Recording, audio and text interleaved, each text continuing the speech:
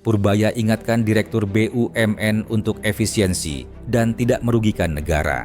Menteri Keuangan Purbaya Yudi Sadewa mengingatkan seluruh jajaran direksi BUMN, khususnya di bidang energi terbarukan dan sumber daya mineral, agar melakukan efisiensi dalam setiap program yang dijalankan. Selain itu, Purbaya mengingatkan bahwa BUMN adalah badan usaha negara untuk mencari profit, bukan mencari kerugian. Dalam rapat dengan Komisi 9 DPR, Menteri Keuangan Purbaya yang juga menjadi pengawas dan antara menegaskan tidak akan menahan kas negara yang terlalu banyak di bank sentral.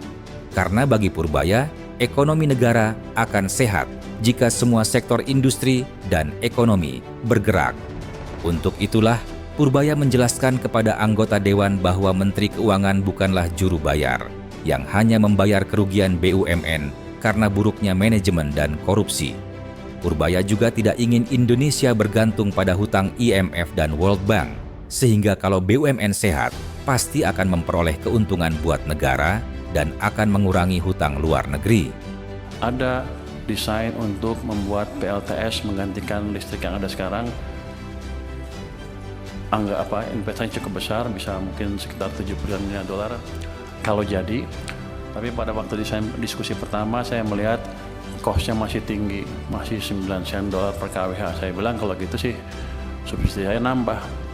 Tapi mereka sedang berusaha terus dan kemarin sudah ada berita bagus. Pada saat sekarang harganya bisa 6 sen dolar per kWh. Saya bilang kalau itu betul, matangkan kita kalau perlu PMN. Karena pada akhirnya akan hilang itu subsidi yang terlalu besar untuk listrik. Jadi kita nggak diam aja. Tadi Pak siapa lagi deh yang nanya tentang energi baru terbarukan. Jadi saya Pak Primus ya. Jadi saya selalu amatin semua proposal yang beredar di kementerian itu, setiap termasuk Danantara ya. Setiap ada yang bisa mengurangi biaya, kami akan ini secepatnya. Kan saya juga pernah di private sector kan, saya ngerti juga itu cost of capital untuk perusahaannya jadi tinggi. Tapi saya baru lihat beberapa 1 minggu terakhir lah. Ke depan saya akan percepat. Jangan sampai kita telat bayar lagi. Kalau bisa sebulan langsung bayar. Kenapa? Karena uang saya juga nganggur di BI itu. Kalau gitu kan masuk ke sistem cepat, mestinya Danantara harusnya lebih cerdas lagi.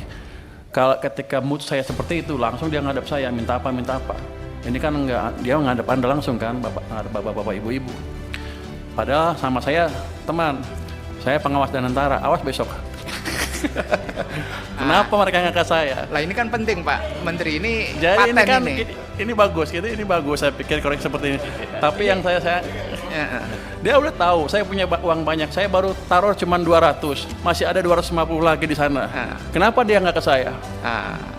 Jadi pada dasarnya begitu masuk akal, kita akan ini secepatnya. Kita akan review proses yang tadi 3 bulan tadi, kelamaan menurut saya juga, yang memastikan bahwa program PSO kami tidak mengganggu cash flow dari perusahaan Pertamina dan PLN dan lain-lain.